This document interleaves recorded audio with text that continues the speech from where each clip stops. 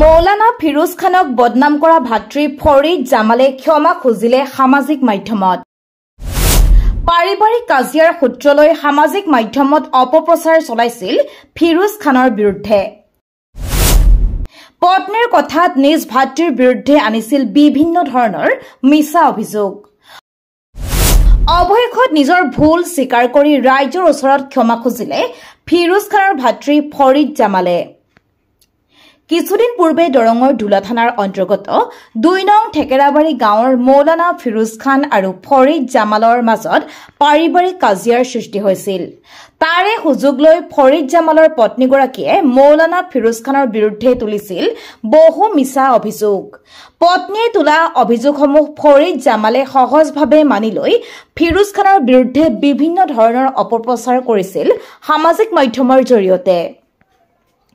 দিনক দিনে ঘটনাৰ মূল খলনায়ক ফৰিদ জামালৰ পত্নীয়ে উত্থাপন কৰা অভিযোগসমূহ ভুল বুলি জানিবলৈ পাই অৱশেষত মুখ খুলিলে খোদ স্বামী ফৰিদ জামালে।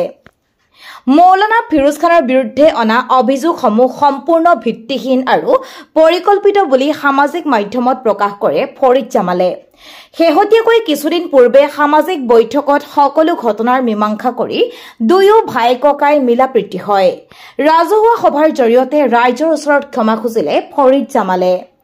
আজি কিছুদিনৰ পৰা আমাৰ পৰিয়ালৰ যিটো সংঘাত, আমাৰ ভাতৃত্ববোধ বিনষ্ট কৰাৰ কাৰণে আমাৰ যিটো ফেমিলি কেন্দ্ৰিক তেওঁৰ মোৰ জ্যেষ্ঠ ভাতৃ ফিৰোজ খানৰ মৌলানাৰ ওপৰত যিটো অভিযোগ অনা হৈছিলে, সেইটো কিছুদিন আগত ছ'চিয়েল মিডিয়াত মানে হাই ভল্টেজত বাজিছিলে। এই কথাটো আচলতে এক প্ৰকাৰে সম্পূৰ্ণৰূপে মিছা। কাৰণ যিজন ব্যক্তিয়ে এই অভিযোগটো কৰিছিলে তেওঁ পোনপ্ৰথমে মোক অৱগত কৰিছিলে। মই ঘটনাটো সহজভাৱে মানি লৈছিলোঁ যেতিয়াকৈ মোৰ ৱাইফ। পিছত যেতিয়া মই বেছি ভিতৰত সোমাই গ'লোঁ, ভালকৈ ইনভেষ্টিগেশ্যন কৰা আৰম্ভ কৰিলোঁ, পিছত দেখা পালোঁ ঘটনাটো মিছা। গতিকে এই মহিলাজনী মোৰ ভাইৰ ওপৰত এনেকুৱা মিথ্যা অপবাদ দিছে, মোৰ মা দেউতাৰ ওপৰত মিথ্যা অপবাদ দিছে, যাৰ পৰিপ্ৰেক্ষিতত আজি আমাৰ ফেমিলিৰ মাজত এটা অশান্তি হৈ আছিল। এতিয়া আমি বুজি পালোঁ যে ঘটনাটো সম্পূৰ্ণৰূপে মিছা। তেওঁ জালিয়াতি কৰি আমাৰ ফেমিলিৰ ভিতৰত এটা সংঘাত সৃষ্টি কৰাৰ কাৰণে পৰিকল্পিতভাৱে এইবোৰ কথা উত্থাপিত কৰিছিল। গতিকে ঘটনাটো সম্পূৰ্ণৰূপে মিছা। মই অভিযোগটো তুলিছিলে মোৰ ৱাইফে উঠাইছিলে। কি বুলি কৈছিলে? তেওঁৰ ওপৰত তেওঁৰ 11জনীকৈ ঘৈণীয়েক লগতে তেওঁৰ চৰিত্ৰৰ ওপৰত যিটো আঞ্জাম আনিছিলে, এই ঘটনাটো সম্পূৰ্ণৰূপে মিছা। মই আকৌ কৈছোঁ যে যিহেতুকে ৱাইফে যেতিয়া হাজবেণ্ডক কিবা অভিযোগ কৰে, প্ৰত্যেক হাজবেণ্ডে সহজ বুলি মানি লয়।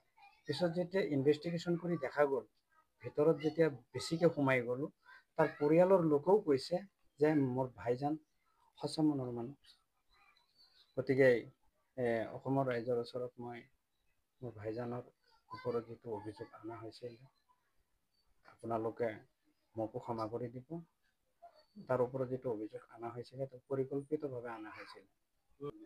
অনাইচ্ছাকৃতভাৱে বুলি নহয়, পৰিকল্পিতভাৱে মই আমাৰ ভাতৃত্ববোধ বিনষ্ট কৰাৰ কাৰণে, মাক দেউতাকৰ পৰা আমাক জুদা কৰাৰ কাৰণে, আলাদা কৰাৰ কাৰণে মই অভিযোগ উঠোৱা নাছিলোঁ। কাৰণ আপোনালোকে যে চাব যে অভিযোগটো কোনে কৰিছিল, ঘটনাটো ওলোৱাইছিল কোনে। আপুনি কৈছিল যে মোক যিটো কোৱা হৈছিল সেইখিনি কথাই মই কৈছোঁ, কিন্তু মই নিজাববীয়াকৈ কোনো কথাই কোৱা নাই। সেই কথা মিছা নেকি? সেই কথা সম্পূৰ্ণৰূপে মিছা। ইয়াৰ আৰু ৰহস্য বা আপোনাক মানে কি কাৰণত এই ঘটনা ঘটিছে? তাৰমানে এইটো আমাৰ ফেমিলি কেন্দ্ৰিক, এইটো মাটি বাৰী লৈ এটা ঘটনা পূৰ্বৰ পৰাই চলি আছে। হ'লেও আমি একেলগতে আছোঁ। এই মহিলাজনী এই মাটিটো তাৰ নামতো কিছুদিন আগত বিচাৰিছিলে, মই নিদিয়াৰ কাৰণে। এই মাটিটো বেলেগত এইখিনি জেগাৰ পৰা বিক্ৰী কৰি বেলেগত মাটিটো নিয়াৰ কথা মোক কৈছিলে, আৰু ঘটনাটো মই মানি লোৱা নাছিলোঁ। যাৰ পৰিপ্ৰেক্ষিতত আমাৰ ভাই ককায়েকৰ ভিতৰত শান্তি সম্প্ৰীতি মিলাপ্ৰীতি বিনষ্ট কৰাৰ কাৰণে এই সপা চাল কৰি আছিলে। শেহতীয়াকৈ কি হ'ল আপোনালোকৰ? শেহতীয়াকৈ যেতিয়া মই বুজি পালোঁ, গোটেই ঘটনা জালি ঝাৰি যেতিয়া মই বুজি পালোঁ বা জানিলোঁ কথাটো, যে ঘটনাটো আচলতে মোৰ ভাইৰ ওপৰত যিটো অভিযোগ আনিছিলে সম্পূৰ্ণৰূপে মিছা মানেই মিছা। তাৰ নামত এইটো জেড ফাৰ্ষ্টৰ পৰা আৰম্ভ কৰি লাষ্ট পৰ্যন্ত যিমানখিনি অভিযোগ অনা হৈছিল সম্পূৰ্ণৰূপে মিছা। আপোনাকো পিতৃৰ নামত জীৱিত থকা অৱস্থাত মৃত চাৰ্টিফিকেট ওলোৱা বুলি আপুনি এটা অভিযোগ কৰিছিলে, কি কয়? এইটোও মিছা কথা। তাৰমানে মই মোৰ ফালৰ পৰা কোনো কথাই কোৱা নাই, যিখিনি কথা কোৱা হৈছে তাইৰ ফালৰ পৰা কোৱা হৈছে।